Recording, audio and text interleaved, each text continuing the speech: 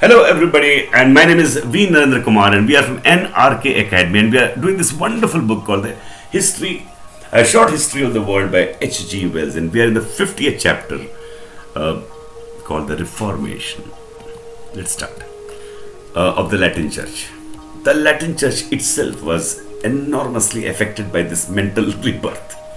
It was dismembered, and even the portion that survived was extensively renewed. We have told how nearly the church came to the autocratic leadership of all Christendom in the 11th and 12th centuries, and how in the 14th and 15th its power over men's minds and affairs declined. We have described how popular religious enthusiasm, which had in earlier ages been its support and power, was turned against it by its pride, persecutions, and centralization. How the insidious scepticism of Frederick II bore fruit in a growing subordination of their princes. The Great Schism had reduced its religious and political prestige to negligible proportions.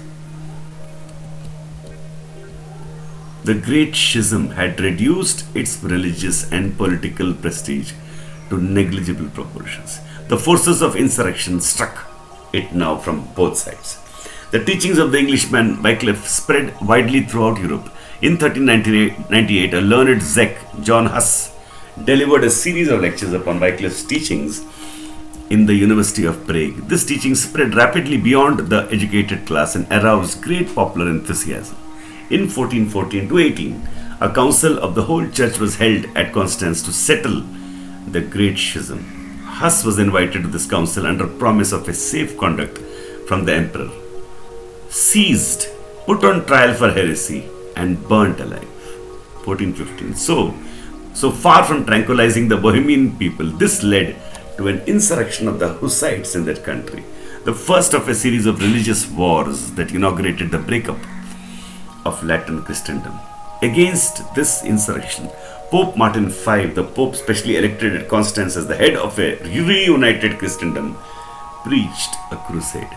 5 crusades in all were launched upon the sturdy little people, and all of them failed. All the unemployed ruffianism of Europe was turned upon Bohemia in the 15th century, just as in the 13th it had been turned upon the Waldenses. But the Bohemian Czechs, unlike the Waldenses, believed in armed resistance. The Bohemian Crusade dissolved and streamed away from the battlefield at the sound of Hussites' wagons and the distant chanting of the troops. It did not even wait to fight. Battle of Damascus, 1431. In 1436, an agreement was patched up with the Hussites by a new council of the church at Basel, in which many of the special objections to Latin practice were conceded.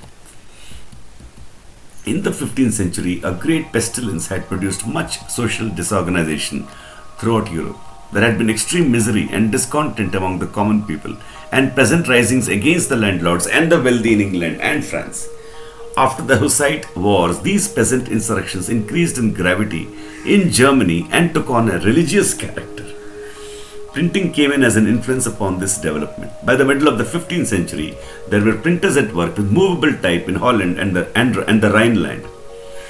The art spread to Italy and England, where Caxton was printing in Westminster in 1477. The immediate consequence was a great increase and distribution of Bibles and greatly increased facilities for widespread popular controversies. The European world became a world of readers to an extent that had never happened to any community in the past. And this sudden irrigation of the general mind with clearer ideas and more accessible information occurred just at a time when the church was confused and divided and not in a position to defend itself effectively, and when many princes were looking for means to weaken its hold upon the vast wealth it claimed in their dominions. In Germany, the attack upon the church gathered round the personality of an ex-monk, Martin Luther, 1483 to 1546, who appeared in Wittenberg in 1517, offering disputations against various orthodox doctrines and practices. At first he disputed in Latin in the fashion of the schoolmen. Then he took up the new weapon of the printed word and scattered his views far and wide in German, addressed to the ordinary people.